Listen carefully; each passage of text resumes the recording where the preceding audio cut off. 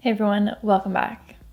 Today we are finally addressing the elephant in the room, my right nose piercing. I don't know if any of you have noticed anything that seems a little off with my right nose piercing in the last few weeks, but there's no way you can miss it now because I have what's known as the nose piercing cone of shame on my right nose piercing. So you can definitely see it now. Actually, the only comment that I've ever gotten about my nose piercing is a comment someone left where they thought that my nose piercing disappeared for a second in a video, which I thought was pretty funny, but I definitely try to look this way so that you guys can't really see the right side of my nose instead of looking this way. But today I thought that I would sit down and tell you guys exactly what's going on with my right nose piercing. And I think we've finally found a solution, so I will update you from here on if it's actually going to work. Because fingers crossed that it does work. I've been through so much ups and downs with this nose piercing, similar to my sleeve story time that I uploaded a few weeks ago.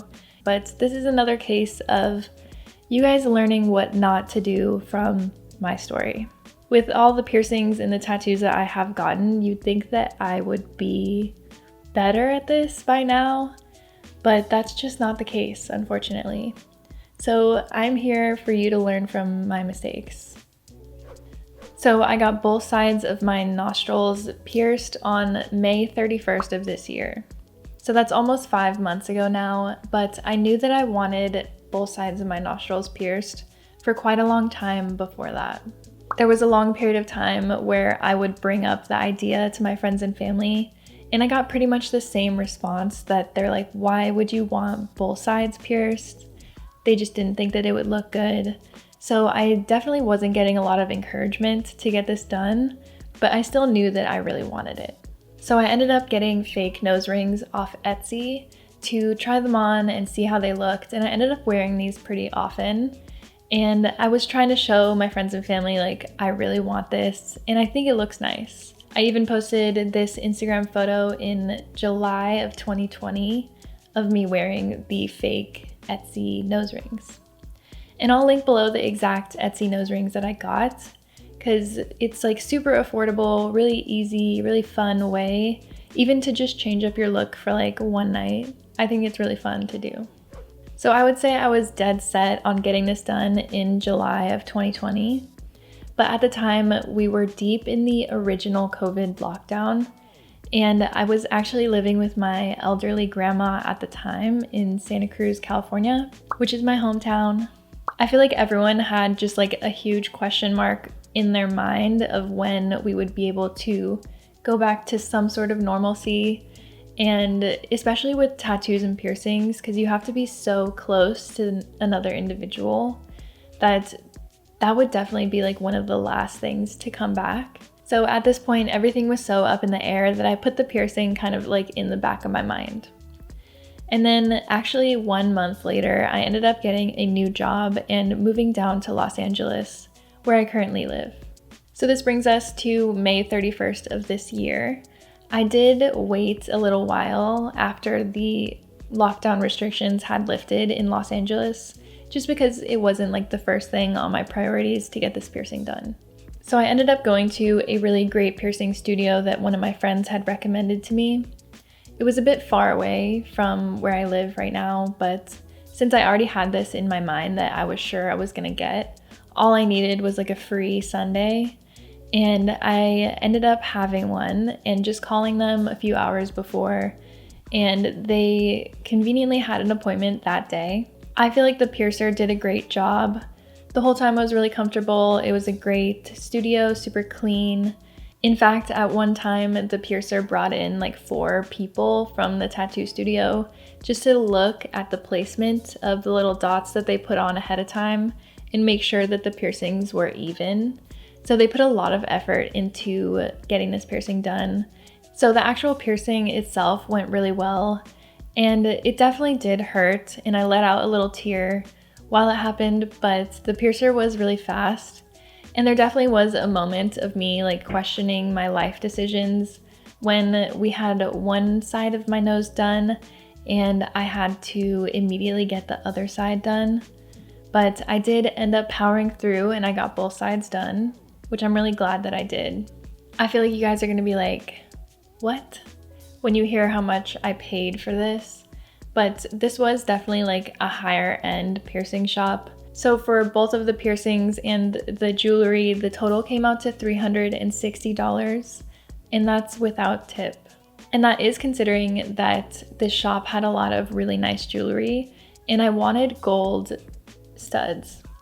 And I wanted these very specific, super small gold studs that they had. So gold is expensive. You can definitely choose cheaper jewelry to be pierced with. You don't need to have gold. But I figured since this is gonna be pretty much straight in the middle of my face for at least 6 months and probably longer than that, then I thought that I would invest in these nice jewelry. So in my opinion, it is worth it to save up ahead of time and go to a really nice place, somewhere where you feel comfortable and they sell really high quality materials, at least in my opinion. But you can definitely choose a cheaper route than I went, even at the same shop. So far, I'm doing everything right. And from this point on, the story takes a complete turn, and I accept full responsibility for where I am today with this nose piercing and having to wear this thing on my nose for 2 weeks. Did I say I have to wear this for 2 weeks? And admittedly, there was one big thing that I did do wrong at this point. And in all the prep time that I had from July of 2020 to May of 2021, I never looked up nose piercing aftercare on Google. And that's a good year that I just did not look it up. And I can't think why I did that, but I didn't. And I did know that nose piercing bumps were a thing. I had heard this before from people, and I was just convinced in my mind that this was impossible for me to get. Because I've had other piercings and I've never had a bump on another piercing. So I was really, really convinced in my mind, 100%, that a nose piercing bump would never happen to me. I don't know why I thought this. I don't know why I was so convinced. Because now I have pretty much like the worst nose piercing bump that you can have. And it's because of what I did after this. So immediately once I got the piercings done, I broke rule number 1. Pretty much the most important rule. Just don't mess with your piercings. Don't touch them. I touch them. Don't spin them. I spin them. Don't put makeup on them. I put makeup on them. I was constantly messing with my piercings. Like every day I was like playing with them. And this is a new piercing, and I wish I could go back and not do that. But it was just like head empty, no thoughts the whole time. And honestly, considering everything I was putting these piercings through, they were doing pretty well, considering everything. And it wasn't until about a month later that the bump developed on my right nose piercing. And I'm still 100% convinced that I can't have a nose piercing bump. So I did what any sane individual would do, and I contacted my doctor, thinking that I had some sort of simultaneous medical condition happening alongside my nose piercing that was somehow not a nose piercing bump. So I contact my doctor, and I make an appointment to see a dermatologist. At this point, you might be like, Celeste, what is wrong with you? And it really just shows how deep in denial I was about this whole nose piercing bump thing. Because there was no question in my mind. This is a medical condition. And at this point, I still have yet to Google nose piercing. So the doctor makes the decision that this isn't serious enough for an in-person doctor's visit. So we did like an online consultation, which is essentially like a chat room where you have a specific amount of time to talk to a doctor. You tell them your symptoms, you give them photos, it's pretty easy. And I did everything, I explained it to them. And the doctor told me that this was a granuloma and that I need to take the piercing out immediately and they need to freeze it off. I'm sure you guys can imagine with the state of just absolute denial I was in, I just couldn't accept this answer. So I told them I want to keep the piercing. What can I do to treat this with the piercing still in it? They said, okay, we can prescribe you some antibacterial ointment, but if it doesn't clear up in 2 days, we need to remove the piercing. So at this point, I was still left with a lot of questions. Like, what is a granuloma? But unfortunately, our chat session had ended. You only get like 15 minutes with the doctor, which I understand they're so busy, and honestly, I feel like I wasted their time with this because it was just dumb what I was doing, and I feel bad. But thankfully, this is when I discovered the ability to Google my own medical symptoms. And I started with what is a granuloma. Turns out it's super simple. So Mayo Clinic describes a granuloma as a small area of inflammation. That's literally it. And I don't see why doctors have to have these like long, scary names for things that are so simple. Like, I wish they would have just told me it's a small area of inflammation. A granuloma makes me feel like I have 2 weeks to live. So keeping on with the theme of making bad decisions, I decided to completely ignore everything the dermatologist said and not even fill the ointment prescription. I just didn't even get it. And this leads me to finally Googling nose piercing healing help. And at this point, I find out that everything I have been doing is bad and wrong. Wrong and bad. So now that I am Googling nose piercing healing help, I'm going through like a Google hole where I'm just researching, finding out everything I'm doing wrong.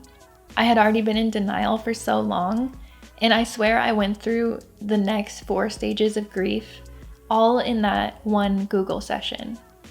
Anger, bargaining, depression, and then I finally come to acceptance. And I accepted what I thought was literally impossible. That all I had was a nose piercing bump. One of the most common things that happens with nose piercings. It took me all this time. So I have the infamous nose piercing bump. And what's weird is that I had been messing with my piercings equally, and I only got the bump on my right side. And I think there could be a variety of reasons why this is the case, but really my left nose piercing is like the angel, and my right nose piercing is like the devil. They just are at odds with each other.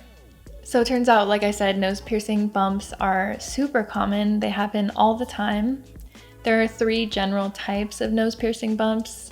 There is a pustule, a granuloma, and a keloid. And all of these differ very slightly, but they all are essentially the same thing. It's just a bump on your skin near the piercing when it's going through the healing process and it's being irritated.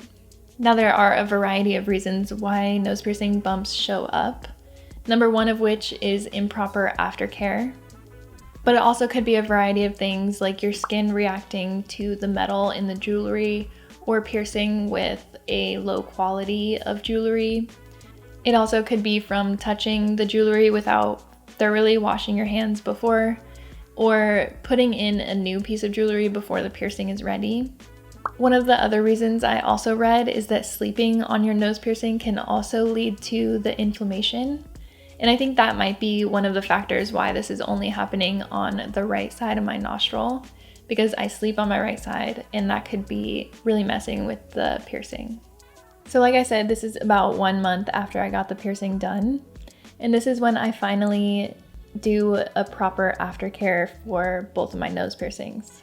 And I start doing saline wound washes multiple times a day. I stop putting anything on the piercings. I don't put makeup anywhere near them. And I try to avoid them as much as possible. So this is about 4 months ago that I got into this routine. And the nose bump has gone through phases of kind of getting better a little bit, and then it would get irritated again.